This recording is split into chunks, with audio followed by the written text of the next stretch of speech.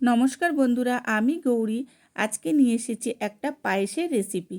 এই রেসিপির জন্য আমি নিয়েছি 1 লিটার দুধ, 250 গ্রাম গুড়, 100 গ্রাম চাল আর 3 চামচ আমুল স্প্রে দুধ, কিছুটা কাজু বাদাম কিশমিশ আর 2টো তেজপাতা।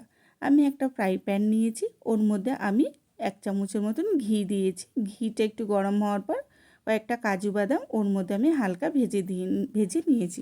বেশি ভাজার দরকার নেই, হালকা একটু ভেজে তুলে নিয়েছি।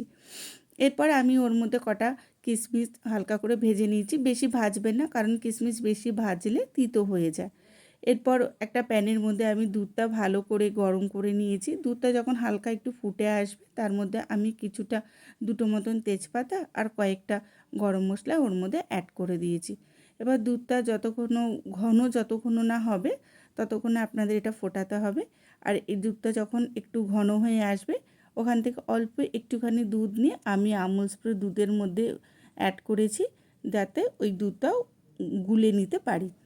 এরপর আমি কিছুটা গোবিন্দভোগ চাল যেটা নিয়েছিলাম, সেই গোবিন্দভোগ চালটা ঘি মাখিয়ে কিছুক্ষণ রেখে দিয়েছিলাম। তারপর ওই চালটা ওর মধ্যে অ্যাড করে নিয়েছি।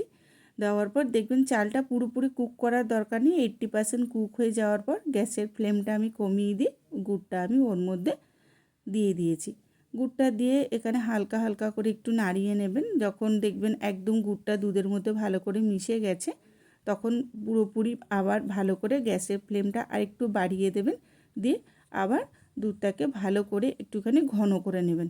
দিয়ে তারপরে যখন একদম দেখবেন দুধটা ঘন হয়ে এসেছে, তখন ওর মধ্যে ভেজে রাখা কাজু বাদাম, ভেজে রাখা কিশমিশ ওর মধ্যে দিয়ে কিছুক্ষণ নাড়াচাড়া করার পর তারপরে যে আমুল স্প্রে দুধটা আমি ওখানে গুলে রেখেছিলাম, সেই আমুল স্প্রে দুধটা আমি এর মধ্যে অ্যাড করে নেব।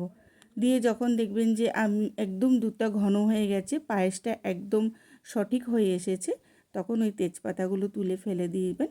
দেওয়ার পর গ্যাসের ফ্লেমটা অফ করে দেবেন। এবার গ্যাসের ফ্লেমটা এর থেকে বেশি ঘন আমি পায়েসটা করব না, কারণ কি পায়েস কি একটু ঠান্ডা হলে কিছুটা আরও ঘন হয়ে যাবে। এরপর আমি একটা অন্য বাটিতে এই পায়েসটা সার্ভ করে নিয়েছি এবং লাস্টে ওর মধ্যে কিছুটা পরিমাণে এলাচ গুঁড়ো আমি অ্যাড করে নিয়েছি। তাহলে বন্ধুরা, আমার এই রেসিপিটি আপনাদের কেমন লেগেছে অবশ্যই আমাকে কমেন্ট বক্সে জানাবেন এবং ভালো লাগলে আমার পাশে থেকে আমাকে সাপোর্ট করবেন।